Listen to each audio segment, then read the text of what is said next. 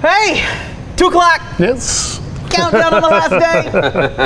Oh, I am excited for this topic specifically because it's estimating, and I like estimating. So we're actually doing an estimating thing. You know, I like making money. That's my thing. Like piles of money, lots of money, as much of it as I can pour into the bank accounts, right? And insurance companies will call and go, Are you just trying to make money? Uh-huh. Yes. Yes. Exactly. That's exactly what I'm doing. Yes. Says the $1 billion company. I feel like you're profiting from total losses.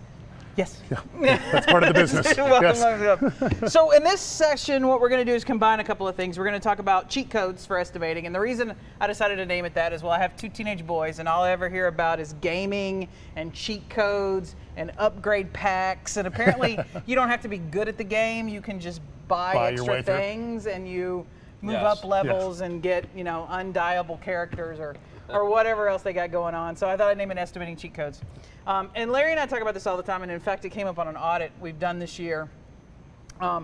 We get a lot of calls, and shops always want to have some sort of trick. Yes. Some sort of shortcut, some sort of something that will add as much money or items or line items as they can to an estimating or an estimate. And we get asked for that all the time.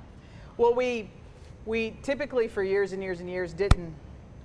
We just kept saying you need to train your estimators, train your estimators. And then we put out the panel sheets, which in a way they're cheat codes, right, for each panel that you're estimating.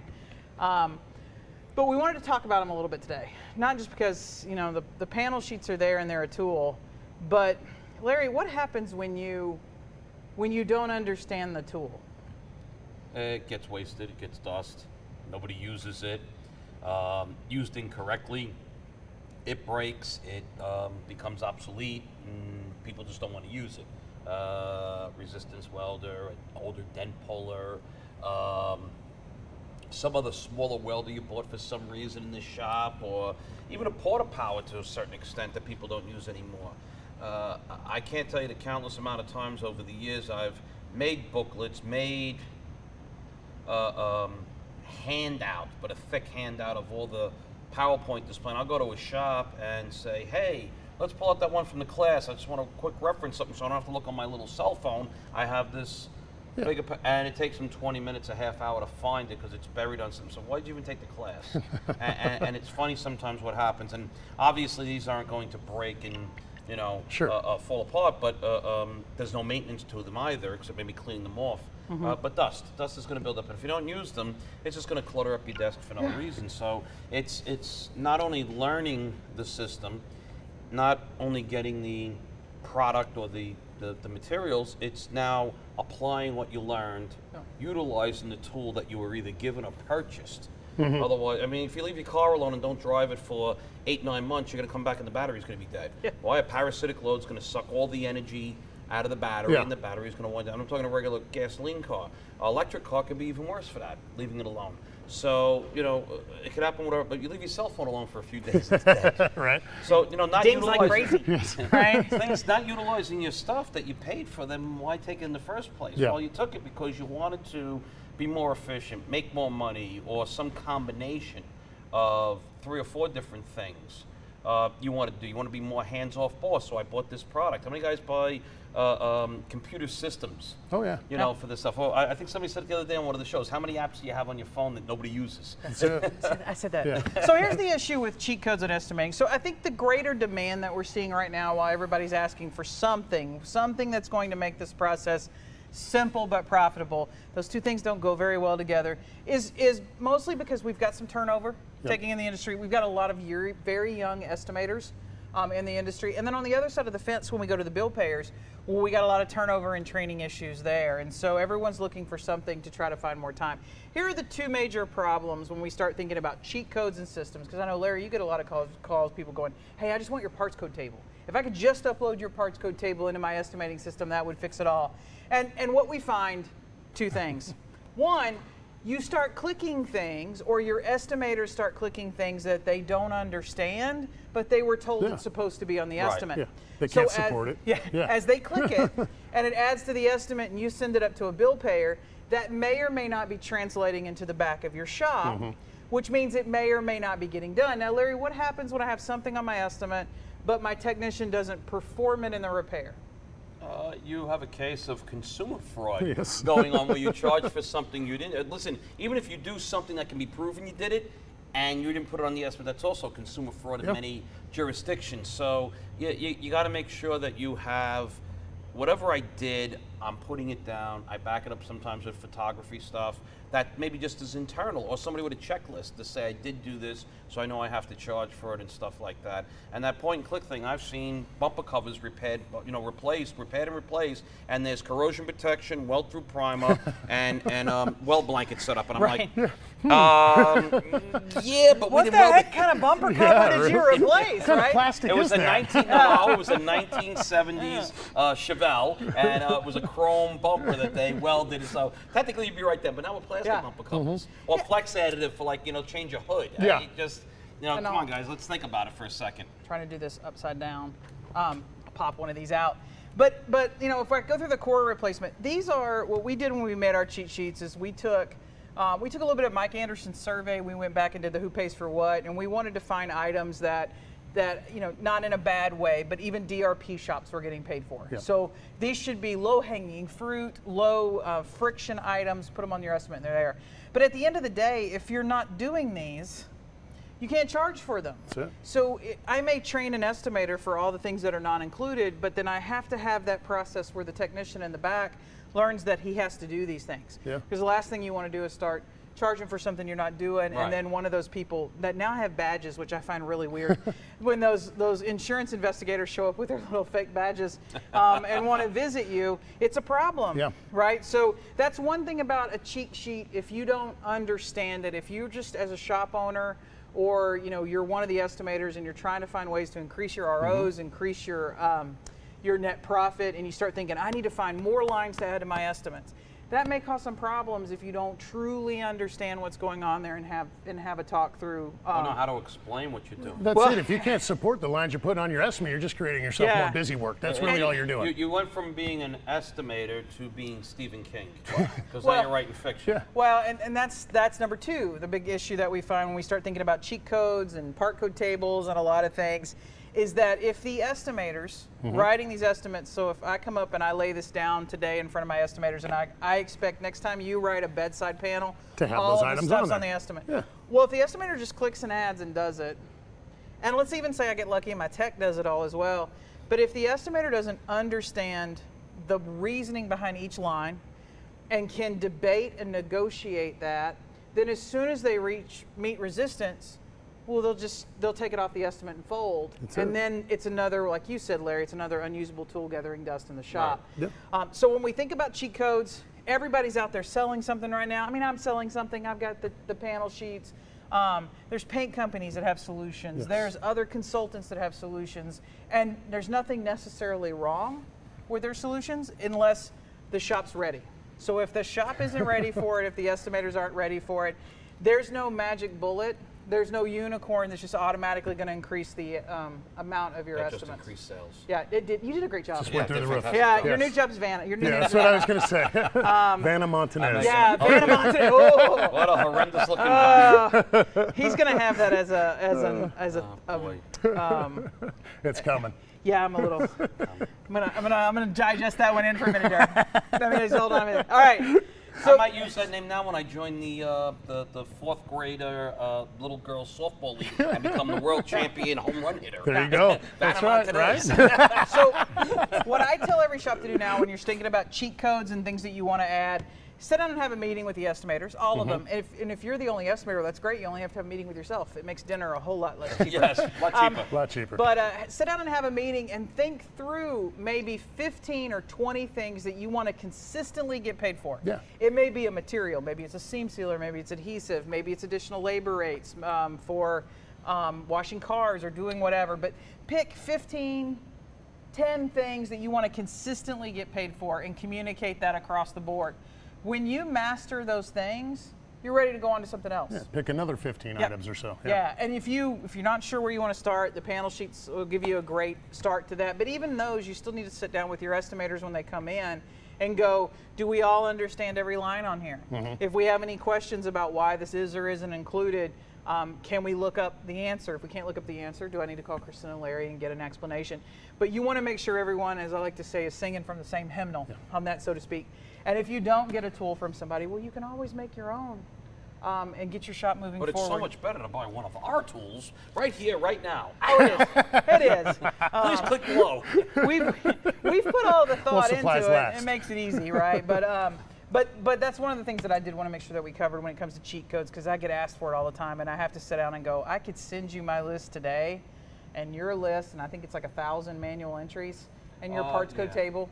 Yeah, it's a little customizable once I get in there, but it's got about that many. A lot of explanation type stuff. I could send Larry's 1,000 entry parts code table, but it's not going to help the shop if the estimators don't understand what's going on.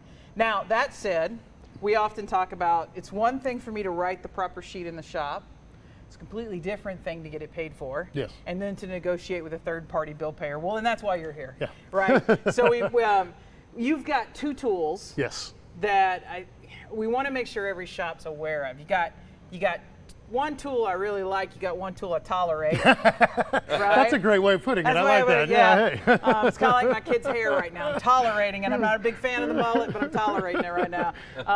But I wanted to make sure that I do think they're useful to shops for the right reasons. So. Can you walk us through those 2 tools, and how about you start with the one I tolerate? Yeah, absolutely.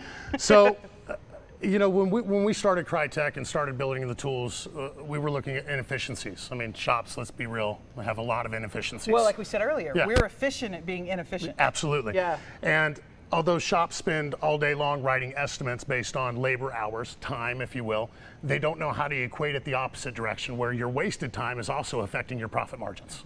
Right? So a lot of time being wasted in rekeying process. I mean, there's a lot that you guys talk about as far as not rekeying estimates, right? Just writing a repair plan, sticking to that, and moving forward, right? But as we know, there's a lot of shops that are rekeying estimates, and it's just the nature It's easy to Nature of the say, beast. just write the estimate, keep handing it back. There's a whole bunch of other stuff that goes with that. They're no different than putting a whole bunch of stuff on your estimate you can't prove. Absolutely. Keeping to that same piece of paper that you wrote requires a lot more work. It does, and it can cause some delays if you don't know that process, right? Or if you're just getting into that. I mean, cars can start sitting out back for a lot longer while you're waiting for somebody to address something they didn't understand or stuff like that. So rekeying estimates can definitely be, a necessary evil in some cases, right? And my position is, I mean, as the insurer, I talked you into rekeying as a way to get you to negotiate against yourself. Sure. Over time, it became a crutch for my inability to train my adjusters. They learned how to search for little S1s. But so I go in and I talk to shops all the time, and it's like, look, if you are going to rekey, I mean, so let's forget why I don't like it, but if you're going to do it, why the hell are you doing it manually? Yes. Well, and that's just it. I mean, the studies have shown, and I don't know that they've done any recently. I think the last ones we saw were back in 2016 or whatnot. But they were saying the average estimate, the national average, right, $3,800 or whatever it was taking roughly 45 minutes to an hour for an estimator to rekey. Well, we've got to keep in mind that estimators are some of our most expensive employees in the shop, right? They're the only thing that makes me money. Yeah, exactly. I mean, there's 1,000 things in a body shop that will take money out of the body shop, but the only thing that brings money in is my estimators. But the time wasted on rekeying an estimate is also a money loss. They're not making you money while they're rekeying an estimate or rekeying the work they've already done, right? Not at all. Yeah, so with that being said, sometimes it can be the necessary evil, and we have the software to help you manage that efficiently, right? Stop wasting the hour or sometimes an entire day rekeying an estimate. Yeah, I've got some shops that are coming in right now on the weekends, and as a small business owner, I'm a small business owner, right? My weekends, I want to see my kids, right? I want to sit on my couch home and have watch dinner on Netflix, time or something, right? right? I mean, there's a lot of things I want to do, and the thought of all these shops coming in on the weekends, and they're telling me, like, either Kristen, I'm coming in to write estimates, or I'm coming in to rekey. Yeah. And I'm thinking, man, I need you researching the OE procedures. I need you doing more FaceTime with the customers. There's 1,000 things I want you doing that's going to make me money. Not sitting in the dark on a Saturday with the door closed to the shop doing. Well, and we hear all the time when we talk to shops about looking up procedures and whatnot. What's the number one thing? We don't have time. Don't have time. We don't have time. Well, that's because you're wasting it on other procedures that there are solutions out there to either make that more efficient or figure out a different way to handle that, right? And that would free up your time for research and things like that. So with the auto estimate rekey, I'll go ahead and show you how this will we'll put a Mitchell Estimate into Mitchell Estimating Cloud. So that's what Okay. we'll do today, and we'll Now, show you. is this something the shop has to load onto the computer, or is it cloud-based? How's it work? So it is a locally installed system because the Auto Estimate Rekey works with all of the major estimating platforms right now. So CCC, Mitchell, Auditex. Correct. Okay. And half of those at least are still locally installed, estimating system. platforms. Got it. So until everything Okay. is fully web-based, we can't be fully web-based yet. Okay. So that's why it is still local install for shops. It goes on your computer, but the install process, and there is no setup. So the Okay. install process literally is downloading something, takes several minutes. Okay. And then from there, you're ready to get going. So for the purposes of this demo, as you can see with the Auto Estimate Rekey open, we have the ability to go into Ultramate, MEC, CCC, or Auditex. For purposes of the demo, we'll go into Mitchell Estimating Cloud. Okay. So it's going to ask for your credentials, which we'll enter, and then you have two options. You have either a new job or an existing job. So maybe it's a brand new job, you want that to go in. Maybe you already had a file created on it, like in Mitchell Estimating Cloud, they allow you to put the photos or attach the photos with the estimate, right? So maybe you have some of that in there already. So we Okay. have the ability to put an estimate into an already created file. Okay. Or in cases of CCC, the work file, right? Okay. So we're going to go ahead and just select new. And now it wants us to choose our PDF. So understanding that our system works completely off of PDFs, right? So when you're going to rekey an estimate, you need to have a digital PDF emailed to you. So if the insurance company emails you an estimate, that's a digital PDF. You can save that to your documents and then pull it from there. If I printed it as a PDF? Unfortunately, no, and there's the confusion with scanners, right? Right. A lot of people want to get their physical document, put it through a scanner. That's still nothing more than a picture. Just because you saved it as a particular file format, it's nothing more than putting your hand in a copy machine. It's just a picture, right? Okay. There's no data on that. So you do need the digital PDF. We've got one here. We're just going to go ahead and double click on it. From there, our system takes over. It's going to launch its own instance of Mitchell Estimating Cloud. It's going to use your credentials that you put in because you're using your user in order to put it into your system. Okay. And then from there, it's going to move along with the process. Okay. So now I just watched it flash. Did it just open my Mitchell Cloud Estimating? it did. That's Okay. exactly what it's doing right now. It just launched Mitchell by putting in Okay. the credentials, and it's going to go through the same steps that you would, if you were manually doing an estimate. So it's going to first put in the customer's info, which it already did and moved on. Now we're in the vehicle tab right here where it will enter in the VIN number in just a second, and then it'll decode that VIN, and then it'll continue to move on through the process. A couple of the things we don't do in terms of the admin section is we don't mess with secure data. Like we're not looking at customers' phone numbers or addresses or stuff. So that would still be your responsibility as the shop to go back in and put that in the estimate, Okay. right? Right. We're going to put the customer's names in there, the VIN number, and those kind of things. But anything that you could think might be secure data, we're not touching that. That's on you. Okay. So at this point in time, it went ahead and put in the VIN number, it decoded it, and selected the vehicle. And now we're moving on to the repair tab. So at this point in time, it will start entering in the codes and going through the database, again, just as you would if you were writing the estimate. Much faster than a human being could do Right. it. Obviously, I can be making phone calls. I could be home at night. This could be working while I was yeah, leaving that's the it. shop. Absolutely. I could Going to be- lunch, grabbing a cup of coffee. Yeah. Out in the Technician shop lunch. taking photos. That's it. Talking you to know? yeah. Anybody wants Researching my OE procedures. right? Yeah, And I could be- that's the big thing, right? Yeah. Now you should have a little bit more time to do some of that research, right? Yeah. Having a cup of or 9 of Kentucky coffee. Maybe you Yeah. need to go out and have a cigar. Yes. Hey. With some you know? Kentucky coffee. Or 7. Yes. Yeah. So at this point in time, it literally is just going through and adding the lines as they were on the PDF estimate that we got, right? So, and that's what it's going to do. Right now, you just saw an invoice pop up on the screen. This Okay. is something that we do with all of our softwares, and we find that there is a whose responsibility is it kind of question, right? Right. As in who should be rekeying, who should be doing this, right? Traditionally, or at least for the last few decades, it's always been the shops rekeying estimates. It's kind of how we've been conditioned to do it, right? So we give you an invoice, and the reason for that invoice is because we want you to make money. Right. So use the invoice to get reimbursed for rekeying that estimate, and that's For your simply labor what. time. Yeah, and that's it. Now, while we're talking about this, it's writing. It's basically rewriting the estimate. Your software's spending the hour that it was going to take my estimator to do it, and if he has 4 or 5 What you is know, that, a 3-line estimates estimate or the guy's whatever. going to take an hour? Because you see most of these guys, they waste right. an entire day. But, I mean, if That my admin info's estimators- hard to get in. I know I can do it in about an hour, but Well, I see other the guys. phone never stops ringing, and the Yeah. technician never stops walking. I mean, it's not like if I And then just they're had outside wasting time writing Yeah. driving Driving estimates. estimate, Because exactly, you can't yeah. catch your Yeah. keys. or there's the rental car. But I mean, there's 1,000 things that interrupts the estimator. Yeah. If you guys wouldn't talk to me, I'd be hyper efficient all day long. But Sure. but so this thing's handling the work for me. Yeah.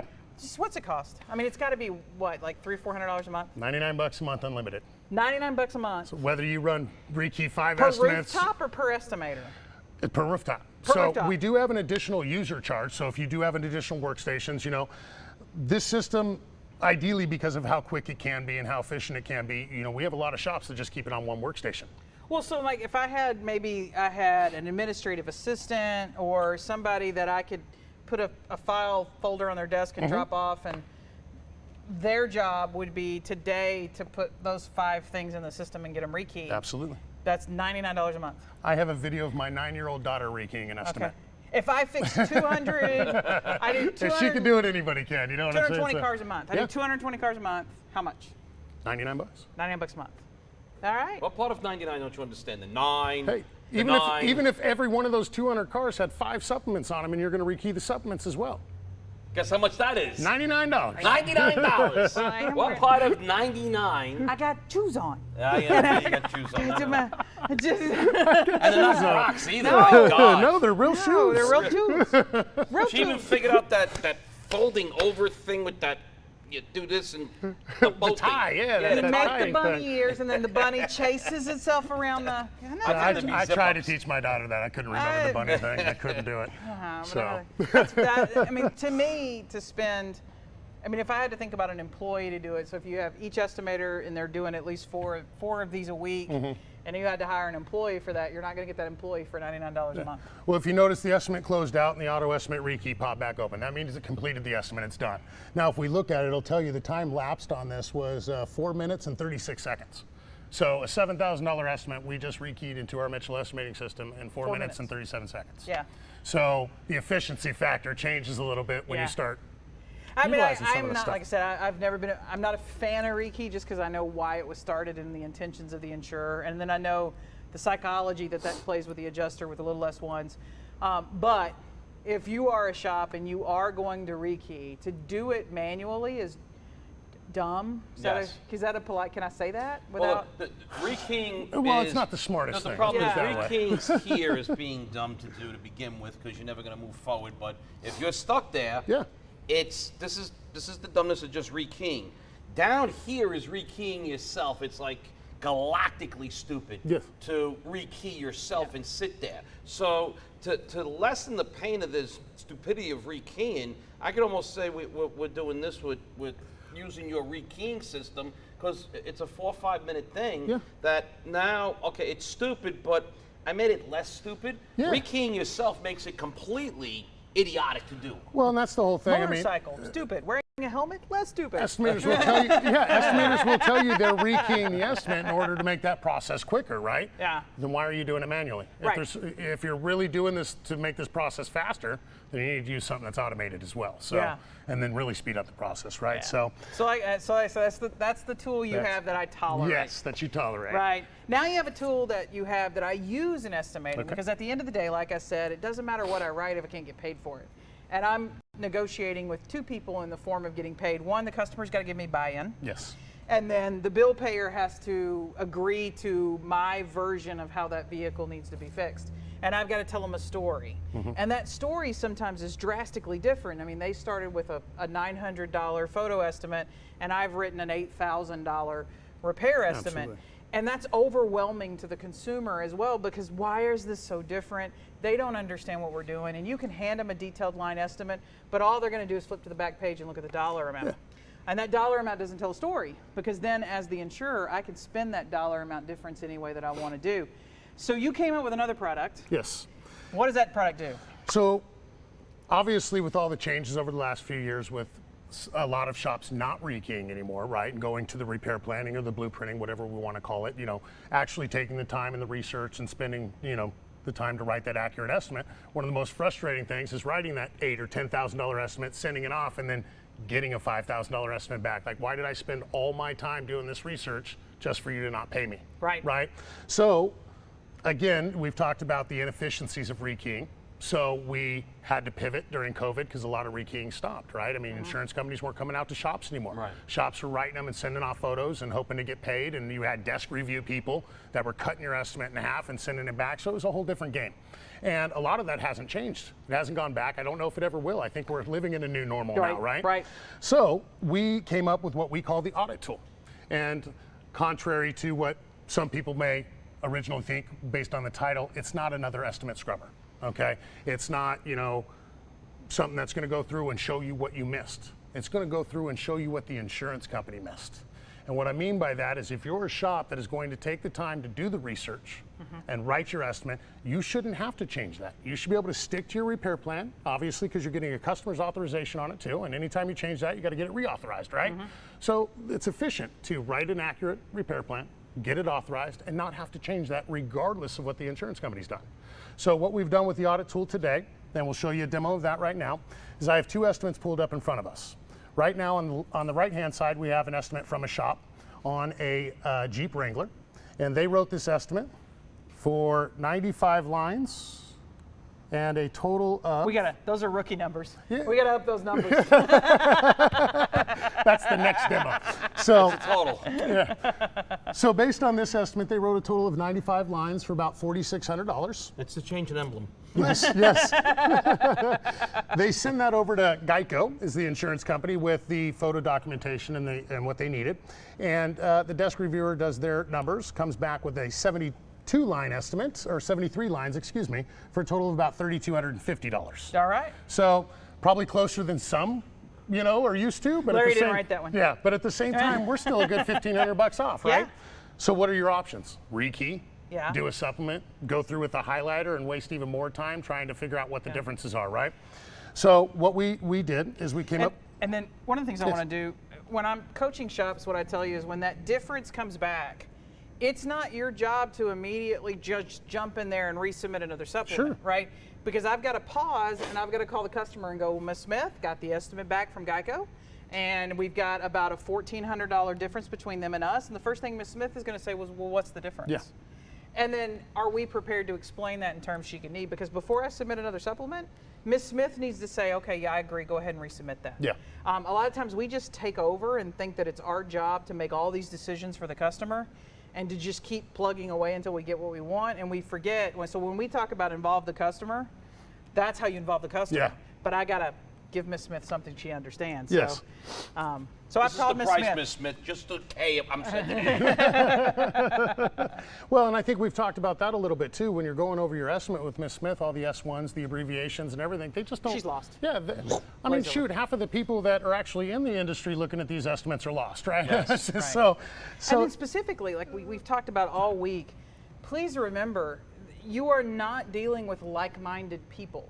They are not like-minded, they are not like-trained. So when you submit that across the, you know, the internet, the interwebs, Yes. and it goes to the insurance person, that assurance adjuster that opens that up doesn't see things the way you see them, nor have they been trained the way that you've been We trained. not so even be in this country. yeah. You know, you're talking about a computerized Stop picking on system. Kevin. So, yeah, all right.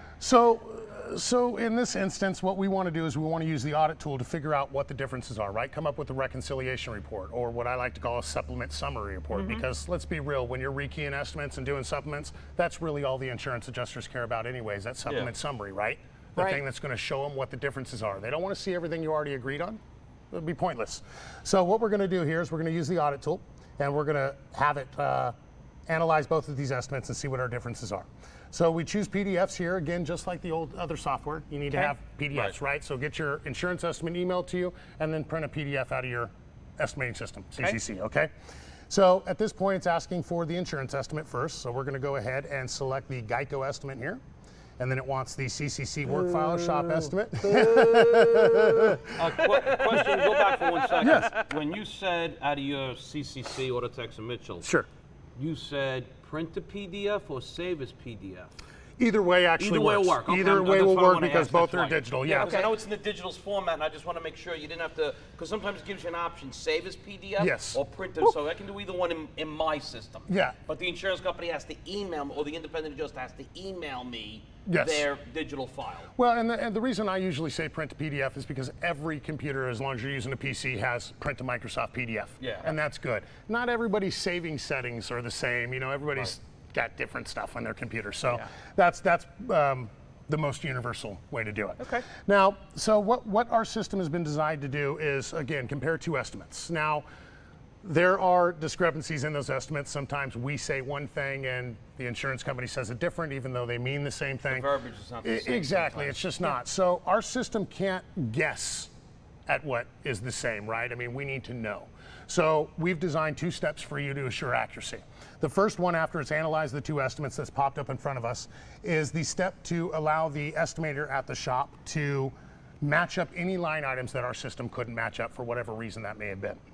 So if we see the screen that's in front of us now, on the left-hand side, we have our leftover items from our shop estimate, okay, that haven't been matched to anything yet. On the right-hand side, we have about 15 items from that 73-line estimate that the insurance company wrote that wasn't able to be matched. Okay. So now that's our job. Are any of these lines going to match to what we have? So when we take a look at that, we look at the first line they have here, which is R&I grill. Okay, I know I've addressed the grill. Now I come over here on my side, I have overhaul grill. Okay, we both know that's different, but it's a supplement, right? So we want to match that up so we can indicate to the insurance company that they owe us a little bit more labor. Got it. Right? So I'm going to go ahead and take the line number 24 here. I'm going to put it in the box for overhaul. The highlight green indicating that we've now matched those 2 lines. Okay. And now that's what we're going to do for the rest of them here. If you notice, the next 2 lines are R&I fog lights. They've chosen the plastic bumper type. I also have R&I fog lights, but I chose the halogen bumper type or molded bumper type, so it was a different fog light. Obviously, they have multiple types on this car. I was correct. Yeah. So I want to just match this up for 28 and 29. You were right. And then we've just got some miscellaneous operations here. Obviously, there's 100 different ways to say cover car. So we have cover car for overspray. They have cover car back. So here we go. I'm just going to put these together here. For those out there that have me do estimate reviews for them, this is usually where you get that big red bold letters on your estimate when I send it back to you, WTF or what with 400 question marks afterwards. I or love it when the you go- explain with a big a whole bunch of question marks afterwards, like, what? What's really interesting is it's not like you just take the question marks to the end of the page. You actually drop down and start another Oh, line. yeah, no, of it's like question. 3 or 4 lines. Like, when you really make me mad. He's committed to the when question you make marks. me mad, there's like, the Yeah. more question marks, the angrier I am at it. Because you can't rip up a PDF Yeah. in the computer screen. No, you cannot. Because I've tried that, because I've used my negotiator So you to need a rip new it up. software, something that makes it. You need a new software, something that makes it Makes look you like rip the it up. PDF's being written up. Hey, we could Basically, do Write it. that scan down. it or Write that something. down. Notes. Yeah, write that down. That'll be the new one. That'll be the Larry audit. Yes. And you get it back. If you fail, it comes back and it rips up in front Just of your rips face. it up. You can't even read start it. again. I just want to be able to Self-destructing. upload. Can you make something that would sit on top of the estimating system, and every time a shop tried to pick an aftermarket or a used part, it would be Larry's voice that comes on and goes, What are you doing? That's Are you almost for like real right now? That's almost like the Chris Rock joke. It's like, the ATM machine should talk to you, because at 2 o'clock in the morning, there's no reason you need money out of the account. It's Not, like, not you any really good wanna do reasons, this? that's for sure. Are you sure you want to do it? 2 o'clock in the morning, you don't need 300 bucks. No, you do not. No, you do not. all right, so we've matched up all of our stuff, and Yes. everything on the right side on the insurance estimate is now saying we found a home for it. We have correlating lines that we've matched them to. Basically, you're self-correcting whatever the computer system found that it couldn't differentiate. That's fair. So Yeah. you're basically, the computer's saying to you, hey, do me a favor, double check this. Tell me what does match up. This is the problems I found Correct. in verbiage or whatever the case is, aftermarket versus factory, whatever the case, just the way you worded it, not that it's a automatic pick from the system. Simply put, the system can't guess. I mean, Right. Yeah. there'd be too many mistakes in that, right? So We now need you got to accuracy. verify your own stuff to make the system work for you. Correct. Okay. So now that we've matched up those items, and now understand too, maybe you're not going to match up every item on the right-hand side. There may be, maybe not for Larry, but there may be some cases for shops where the insurance company has something on their estimate that you didn't have on yours. Right? Okay. So you're not always going to match up every option, and we understood that. So in the next step, you'll see where we break that down, and you'll see those differences. Okay. So now that we've matched up every option here, we're just going to go ahead and hit next step. what that's doing is reanalyzing the two estimates now, and the next step that comes up allows us as the estimator to remove anything from the report that we don't want, right? Just for clutter purposes. I mean, some of these reports, especially if your estimate's that much longer or whatnot, can be quite long, right? So we want to make sure that we're taking the clutter out of it. Okay. So the next step is going to pop up here for us in just a second. Here we go. All right. All right, so at this point, now we have broken this down into 3 different sections. The first section we're looking at here is shop estimate versus insurance estimate. Simply put, that's yeah. Okay. Simply put, that is everything that we both have, but it's different in some way. Okay. Okay.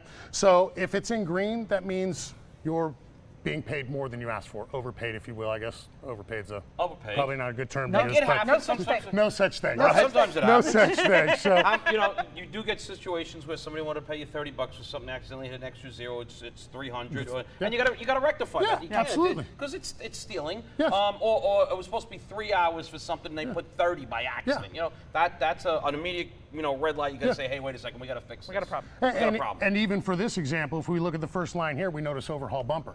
Well, if we notice the first line, which is insurance, they paid us 2.8, right? Our CCC only pulled 2.2.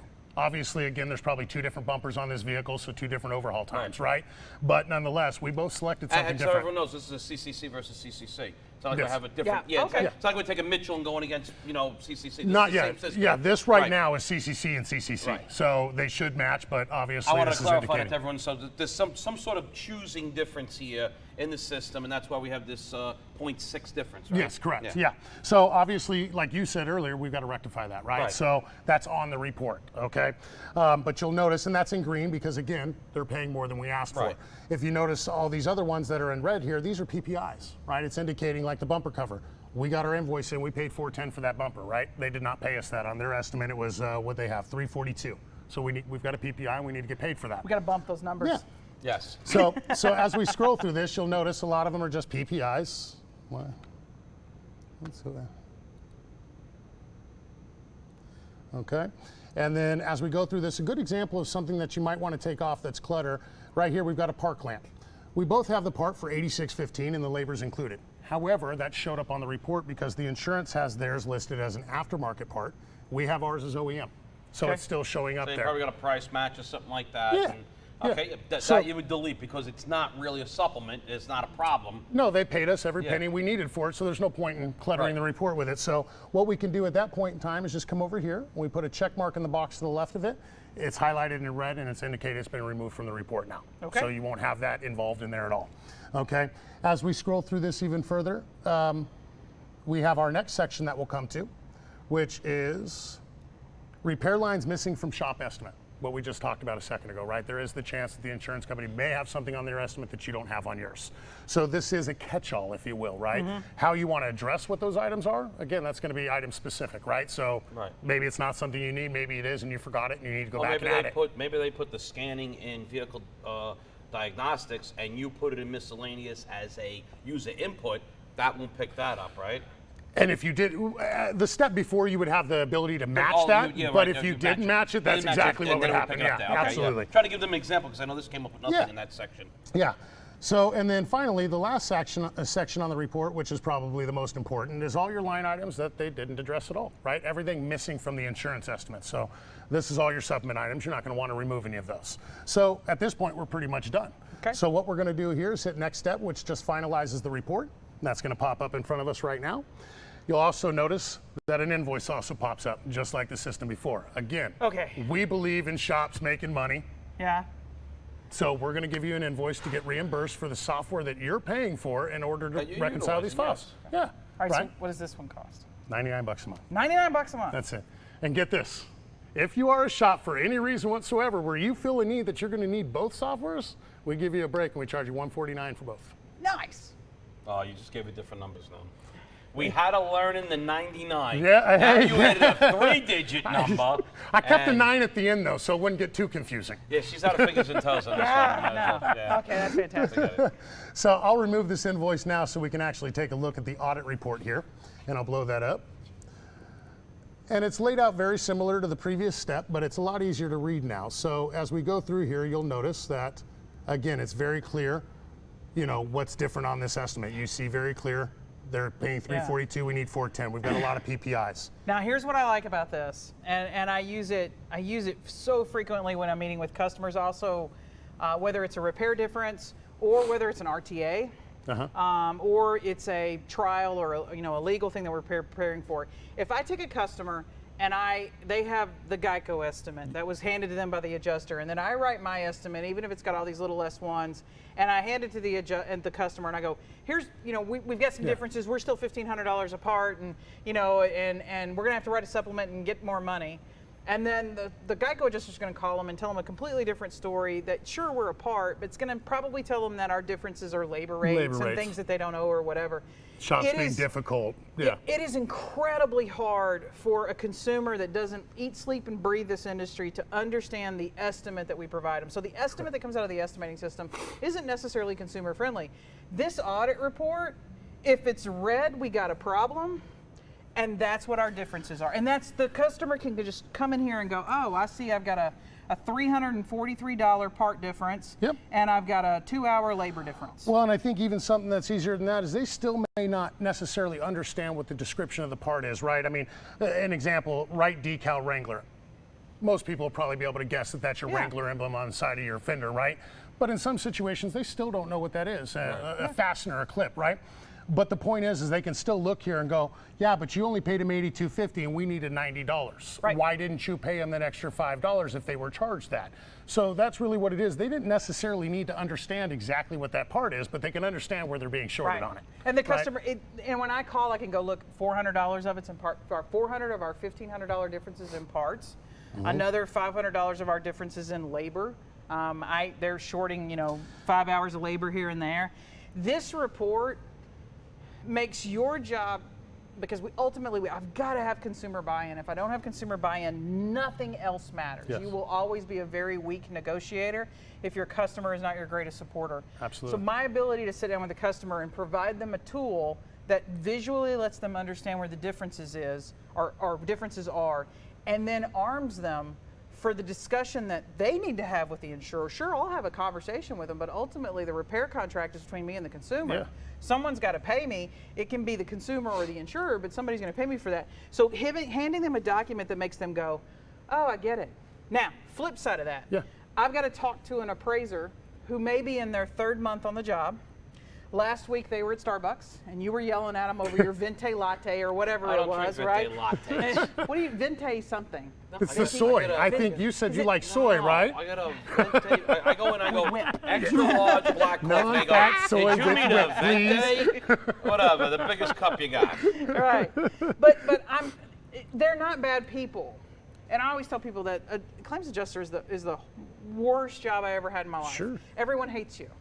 No one wants to talk to you. You're sitting in a cubicle. As soon as you hang the phone up, it rings. And you're going to sit there for your 8-hour shift or whatever it is and disappoint everyone that calls you. Everyone. Everyone. Right?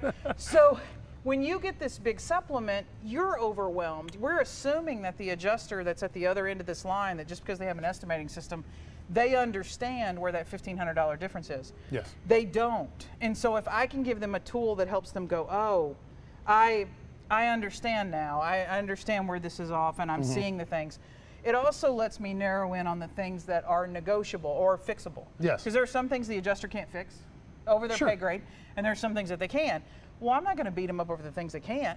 I'm going to take advantage of getting the things I can. So and after each section, as you pointed out, Chris, in each section we give you a little breakdown. So after the first section, which was everything we both have, but a little bit different, right? PPIs and whatnot. Right. You're looking at a total, they're off by 343 in parts price differences, 2.0 in labor, and a break even in refinish. Right. So we get a subtotal, rather than having to go each individual line. So I had a couple of questions before. So so for me, I don't send the customer back a supplement. I send the customer back the audit report and go, here's where we're at. I have not had a customer yet that doesn't tell me they love this. Because they've previously gotten the estimate, and if it's, Larry, there was 200 lines of R&I and nomenclature and abbreviations that they don't understand, and then they get this, and it's like, oh. I'll be honest with you. Well, and there's a lot of stuff that we did agree on, right? That's the part that we're leaving out here, is there is a lot of stuff that we did agree on, and there's no point in even looking at that anymore, right? That should be gone. We have a couple of like I can't see me using this for estimate reviews, obviously, because that wouldn't work for me, because it's not, I'm using, you know, I don't have another estimate to give the system. But what I will be honest with, I could possibly see this when we have some of those classes where we have everyone pre-write estimates. Yeah. If they send them in to us, we could go ahead and run my standard estimate that we're going to use for the class through this, and then each person can get their own individual in the class, their own individual, what was different from you and Larry, instead of them actually doing the adjustance job Yes. in a way of trying to figure out, well, Larry wrote this, I have this, let me highlight everything. No, part of the class, we could actually give them this, you know, type of thing. And I could almost see this working, like Mark and I talked to you about, with sometimes when we do right to appraisals, and they want to know what the differences are. Instead of me sitting there trying to market or trying to make an argument, say, hey, I'll send you this back. Yep. Yeah, You I mean, know? and it's perfect for right to appraisals, especially when the appraiser, the insurer is hired, is not, I don't want to say not smart, but maybe they're that homeowners. Not or the they're same that, level of they're that education or DV whatever, right? guy Yeah. that's Or been even hired if to I do have to this. go to an umpire and what's the differences, Yeah. and show the umpire that. That's an interesting Yeah. thing, you know, as far as that goes. I mean, you know, is there a separate price, like, you know, per like use in a way, like, you know, per unit, or it's just the $99 a month? It's at this point, it's just the $99 Right. a month. I mean, when Yeah. we first launched, we did talk about doing, you know, One-offs. and stuff like that. But quite honestly, and I think you guys would agree with me on this. I mean, it's like you say, Larry, if it's free, you're not going to use it, right? Right. Yeah. The point is when you have something and you have no skin in the game, chances are you start to forget about it. It dies off. You know what I mean? So So a couple questions here Yeah. for you. Jesse wants to know, how does the Rekey software account for the differences between the three estimating systems? So, unless I'm not understanding that question I maybe think he's correctly. maybe saying that he wants CCC versus Auditex, or Mitchell versus CCC, or Sure. CCC versus, or Auditex versus Mitchell. Yeah. Like what happens when you have an insurance company writes in one and you're writing something different? Well, and so it will rekey the estimate in there, but I think it's important to understand that when we're rekeying estimates, we're copying those estimates. So there's not really accounting for differences, right? So- we're taking that PDF and we're putting it in the system line for line, penny for penny. Right. So for example, let's say in CCC, replace the core support is 2 hours of labor, but in Auditex, replace the core support is 8 hours of You're labor. getting the 8 hours in your Yeah. system. Yeah, you're going to Then- have to go and look at the P Yeah. pages and do a little extra homework when it's different Yeah. systems. Now, the what only we thing the do- Rekey is going to do is select replace the core support. Right. The rest of that's up to you. And when we do put the audit text information in there, since we're using that as an example, audit text does like to break down, you know, what was two-stage, what was surface, and so Right. on and so forth to what equaled that amount, right?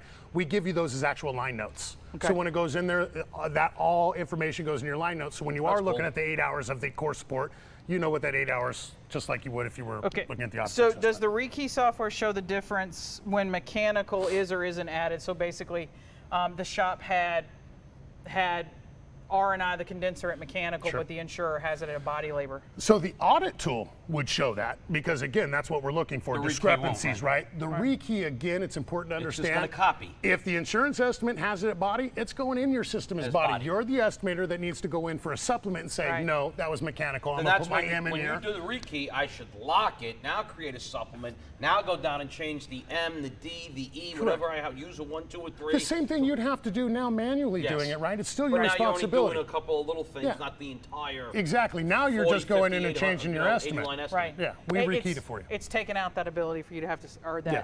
that requirement of you having to sit there and do all the typing. Correct. And Yeah. then hopefully that, I mean, nobody just does one estimate a week, Mm-hmm. right? So hopefully that, you know, couple of hours a day, or maybe the guy that was coming in and spending all day Saturday doing Rekey or whatever, we're just eliminating that. If I had to pay you, if I look at what I'm paying an estimator right now in salary dollar, Yeah. for majority, most of them are making above $50,000 a year. Some of them are making really above $50,000 a year. I think they say the average is around 75. I Right. think we've seen that, yeah. So if I had to break that out by the hour and what you were worth hourly to me as a shop owner, that's such a waste. If I have to have somebody spend 8 hours a I think week, it's about $38 an hour is what you're spending on an average estimator that's sitting Yeah. here wasting his time doing this. and then So- it's job satisfaction, it's quality of life, it's a whole lot of other things. So Morale. I mean, like we have morale. I mean, we hate Rekey. We think it's Yeah. the dumbest thing ever. We've always hated the process. But if you are going to do it for the love of donuts, Yeah. please don't spend your time. I was in the shop for quite some time before moving on and doing these things, and I rekeyed estimates. That doesn't mean I liked it, Yeah. but I had to do it. That was how we did things, you know. And Yeah. so yeah, nobody likes to do it. Even when you run into somebody that says, yes, I rekey, they're not going to tell you they like to rekey. Right. No. So I love it. It's what I want to do every Saturday. That's all and I then, do. like I said, the audit tool, it's a beautiful report. It simplifies the differences. It helps the customer understand what we're trying to say. And I don't care how good a communicator Sure. you are. The insurer just doesn't, there's a lot of like disconnect and I don't want to say they don't care, but there's some things they want to go, I just don't want to think about. This is a very beautiful and simplistic way of them understanding what exactly the differences are between me and them. And one of the main things that we've done with the report, if you look at it, is we put the headers back into it in the groupings. So when an adjuster is looking at this, they can easily come back here and say, this is what I forgot in the front bumper, this is what I forgot in the grille, the front lamp, so on and so forth. Makes it very easy. So it's back into the family group, Correct. so it's easy to find. So even if something was generically labeled as fastener, they at least know what group heading it's in and they can go there and find the fastener, right? So we've made that kind of stuff brainless for you. Nice. Again, you have some totals underneath there, right? Thanks. So again, in this section, they're $457 off, 2.9 in labor and 3.8 in refinish. So, and then last but not least, you get a totals breakdown. So we're going to show you on these estimates, obviously labor rates matched, but if there was a labor rate difference, you would see that right here.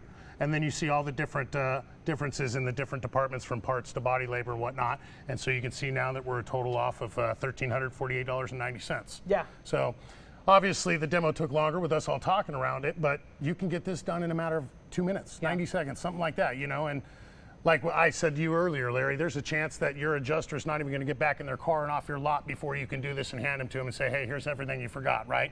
You shouldn't have this whole wait a day or two to rekey, write a supplement, and then finally get back in touch with the insurance, right? I mean, you can do this all while they're standing there still. And we talk about negotiation tools, touch points. There are things that you have to do that start the conversation.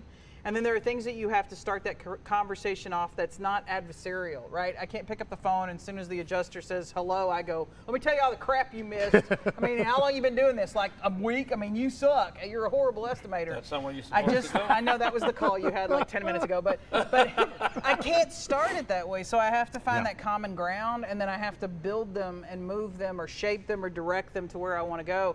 And the audit tool's perfect for that because it's by saying, hey, there was a lot of things we agreed on, thank you. There's a few things we have differences on and I'd love to go over those with you right now. Do you have time? And I can take it block by block, line by line, but the most powerful thing that I don't know if I need to make a poster, a billboard, maybe a music video, we'll talk about it later. But the customer loves this because handing them an estimate for so long, even back in my insurance days, we'd write an estimate and you'd hand it to the customer in the drive-in and they just glossed over and went straight down to the bottom dollar. Straight to the total. Oh, that's what it's going to cost to fix it. And then it's hard to, well, why is Geico 1,000 and you're 8,000? And that they never get past the numbers, and this helps me move them past the numbers. So we love it. And $99 unlimited, it's a no-brainer. Well, and again, this may not solve the issue of your insurance company needing to have 5 or 6 supplements on their car, but you don't need to, right? And again, $99 a month, even if you have 6 supplements on every car and you're going to audit every single one of those, as you should, still costs you the same amount. Yeah, but and for $99, if it expedites one negotiation, if it alleviates tension in one negotiation and gets me paid, it's the best $99 I've spent that month. Absolutely. So I think it's fantastic. And if people want to try it, want to learn more about it, want to talk to you, what do they do? Well, I tried to pull that Call up Larry. just now. Yeah, call Larry. Oh, Larry. So, And for $99, I'll give you his phone number and email. that's awesome. I'm not stupid. I'm keeping that $99. So, I mean, if they want to try it, if they want to learn more, all they need to do is reach out. I mean, you can go to our website, crytech.net. You can read all about both of our products there, request a demo. You can see our live demo videos there, get pricing information, anything you want. Otherwise, you can email us or give us a call. I think we're going to try it out for the next estimating class. Yeah. That we do live and have people do a pre-thing. I think it would be a good idea to have a report afterwards. We're going to bring it to Fort Worth when we Bring it go. forward. So Derek will be joining us in Fort Worth. So if you're signed up for the Fort Worth negotiation and total loss class, he will be there. We're going to cover a little bit more of this live, let you ask his questions, let you play with it on his computer. He'll probably join us in Denver. Maybe we're doing a total loss class. Why don't we make up fake total loss bills Yeah. and compare them. Well, We if can he do that. starts trying to compare them now, by the time we get to Denver, It's it'll be not done. gonna I might one be. of Yeah, I those. might be. We try to do one of I my. might be done we by try then. to do like one of my 380 line estimates, and the machine kicked it back. It's like, yeah, you kidding me? I'm not doing all this work. Yeah, Even the machine said no. That's either going to sell the system or kill the system, right? Right. The machine's like, nah, this is too much work. I can do 40 of these things at a time. It's going to take me to do this. This guy's out of his mind. Well, thanks for coming out. thank you for having I would us. say you're welcome for coming out of California. So, No, we got actually, you out of we've had a California. blast. I mean, Yeah. it is a great time here. at Tim Collision Briggs Hub. cooked steaks for everybody Right, last that's night. awesome. We've been cigar Yeah. barring and drinking and doing things the way they're supposed I to will be be done. there again tonight. Right. They already you need like an honorary chair. No, Like I'm a Larry's member. Corner. They made me a member and everything like a over new there. show. And Larry's we were there Corner. after closing hours. Yes, so, we were. I mean, he's got to have some kind of clout. He's got some clout. I know people's. All right. So if you need more information, definitely reach out to Derek and his team. Please. Give it a try. Put a few through it. Try the negotiating benefits of the audit tool. I love it. Yep. And I'm a tough sale, so. And we're making a music video, remember? Yeah. DJ Angry and MC Insurer. Yeah. We'll be out making our new video on using the Audit Tool. I may get the little lizard to dance. I That will don't know. probably not make the Billboard Top 100. Yeah. I don't think it'll make the Billboard Top Was it- 400,000. Was it Geico or Progressive that had the commercial boots and pants and boots and pants and boots and? I wouldn't know because I wouldn't watch that. I watched I them. don't know if I saw that. But don't they all remember have that. good My commercials. favorite though, one's the let's be little real. piggy with the wee. That's what it is. Oh, that's Geico. Yeah, That was a good one. Yeah. Geico was Yeah, the pig pig was a hanging out good the one. yeah. All right, well, stay tuned. We're going to be back at 4:30. I believe that's correct. 4:30. No one's giving us a heads Yeah. up or anything. Yeah, okay, we got a Thanks- thumbs up. There we thanks- go. Thanks for joining us. Hey, guys, production thanks team. for waking up. All right. Appreciate that. Thank you. We're going to be back at 4:30 with Rachel, who runs our C20 business group, but she is also an amazing financial planner. And we're going to be talking about two things that you can't avoid: life, death, and taxes. But we can tell you a few things to make both of those things a little bit easier and put a little more money in your pocket. There's a lot of tax credits running around right now, specifically the employee retention credit. Yes. And for some body shops, that may be a $400,000 tax credit if you think about your employees across the business. So Rachel's got a lot of information. You are definitely not going to want to miss her this Do it evening. the way Wesley Snipes did and just not paying? Didn't Oh, work? 5:30. So 5:30. she's at 5:30. That would be 5:30. and then- Not 99. $9.99. So, 99. and then at 7 o'clock tonight, the final show of the World Fair will be Kristen, Larry, and Jason Play with Fire. No, it is it is welding and weld preparation. So Don't watch that. Don't Yeah. come to it. Please don't. we're going to be talking about what you got to do before you pull the trigger on the welder, all the things that we forget. I'll save you time. Plug it into the wall and make sure it's got power. That's it. That's the whole class. And We're done update with your that insurance one. policy. But the class will be broadcasting from the cigar bar. Yes. So there's that. We'll All have right. some cigars and Kentucky coffee again. There you go. All right, well, we'll see you all this evening. you. Thanks a lot.